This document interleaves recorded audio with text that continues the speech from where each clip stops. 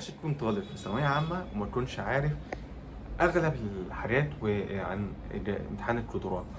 ليه؟ ده حرفيا مهم جدا. يعني تخيل انت مثلا جروب مثلا جايب 98% وتكون مثلا عايز تخش مثلا كلية مثلا زي تمريض مثلا، وتتفاجئ في الآخر إن انت أساسا مجموعك انت مجموعك كبير وكل حاجة، بس انت برضه مش هتعرف تخشها لأن في كليات لا بتقف على حاجات تانية زي امتحان القدرات. طب انا دلوقتي المفروض اعمل ايه؟ تعالى هنوضح لك النهارده كل التفاصيل عن امتحان القدرات، ايه الكليات اللي محتاجه امتحان قدرات عشان تعرف تخشها. هنعرف ديتيلز كتير جدا.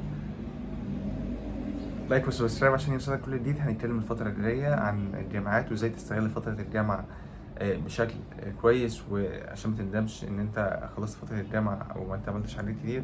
ازاي تكون صحاب خلال فتره الجامعه، ازاي تعمل حاجات كتير جدا. هنتكلم عن كل التفاصيل، فلايك وسبسكرايب. المرة الجاية هنتكلم عن مصاريف الجامعات الخاصة، وبعدها هيكون مصاريف الجامعات الأهلية فاحنا هنتكلم عن كل المصاريف وهنجيب كل الديتيلز التفاصيل اللي مش موجودة عند حد. فيلا، ايه هو امتحان القدرات؟ امتحان القدرات ده يعني هو وزارة التربية والتعليم العالي هي اللي منزلاه. بيكون يعني اللي هو شايفين ان الكليات دي ان انت مش المجموع بتاعك مش كافي ان انت وان انت مثلا تكون مثلا شاطر في الفيزياء او الكيمياء او كده، ان انت شرط ان انت تعرف تخش الكليه دي. امتحان القدرات ده زي بيكون مهارات جسم رياضي، حد مقاييس مهارات عندك، بيشوف متأهلك ان انت تقدر تخش الكليات دي. طب تعال نشوف مثلا في كليات زي دي زي في ايه، وممكن يكون ايه الكليات اللي زي دي. تعال بقى الكليات دي رأيي انها مطلوبة جدا وعليها طلب جدا في سوق العمل وفي شغل كمان. عندهم متاح كتير جدا. اول كليات دي عليها العين دايما كليه تمريض. دي لازم تكون عندك ان انت من اهم الكليات كليه اعلام. وعندك كمان كليه فنون فنون جميله. طبعا دي اعلام وفنون جميله وفنون تطبيقيه، وكليه تربيه فنيه تربيه موسيقيه لحد دي. وايه تاني؟ كلية تربية رياضية وكلية تربية نوعية. بعض الكليات الخاصة بالتكنولوجيا وكده. طب تعالى نعرف كل واحدة من الحاجات دي الامتحان مثلا بيكون عبارة عن ايه. ونصيحة بجد، اهتموا بنقطة الامتحان القدرات ده، لأن أنت مش ضامن مجموعك، أنت مش ضامن أي حاجة، ومش ضامن إن الكلية مثلا، مش ضامن إن أنت تعرف تخش أي كلية. وأنا بتمنى أنت إن شاء الله تحقق كل اللي أنت تتمناه وتخش كلية أنت على بالك ومجموعك يكون عالي جدا. بس لازم ناخد احتياطاتنا عشان ما نجيش نزعل في نقول يا ريتنا كنا خدنا امتحان قدرات، مش هيفرق معانا. فاهم أنت؟ الامتحان بيكون عبارة عن إيه في كل كلية. اول كليه عندنا تربيه رياضيه، دي بتعتمد على اللياقه بتاعه جسمك، واللي هو انت لازم يكون جسمك رياضي. تعالى بالنسبه مثلا لكليه اعلام مثلا، فعباره عن فهم وتحليل عامه وتفكير نقدي. طب تعالى بالنسبه لكليه فنون، فهو بيكون عباره عن رسم ونسب وتظليل وحس فني.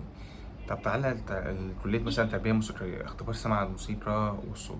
يعني كل كلية ليها طريقتها وكل كلية ليها حاجات خاصة بيها، وامتحانها مش صعب على فكرة، انت تقدر تعدي عادي. انت خطيت ثانوية عامة، مش هتتخطى حقيقة امتحان قدرات يعني.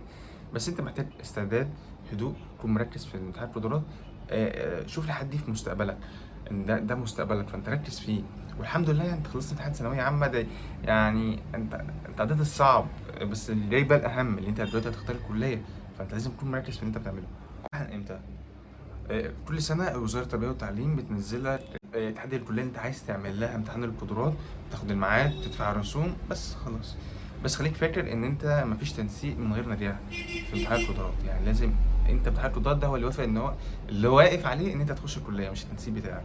القدرات هو مش امتحان يخوف ولا مرعب، لا لا لا، الدكتوراه لا، بس هو اختبار بيحدد مستواك الحقيقي، بعيدا عن درجات الثانويه العامه والكلام ده. لو انت نفسك مثلا تخش كليه اعلام او ان انت تخش كليه تربيه رياضيه، ابدا من دلوقتي، جهز من نفسك.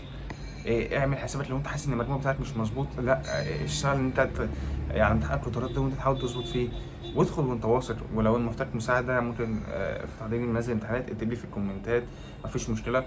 طب في الاخر، الثانويه العامه مش نهايه الطريق. اي كليه انت بتخشها لو انت اثبتت نفسك فيها، فانت هتبقى حاجه كبيره قوي في المجال ده. فانت مش لازم كليه مثلا معينه ولا تنسيق معين ده اللي هيتحكم في حياتك. انت بايدك، انت اللي هتتحكم في حياتك، مفيش حد هيقدر يتحكم فيك. آه، طول الفكرة ان انت تختار، لو ساعة الظروف بتختار الكلية اللي انت مثلا تكون حاببها، تعرف تثبت نفسك فيها.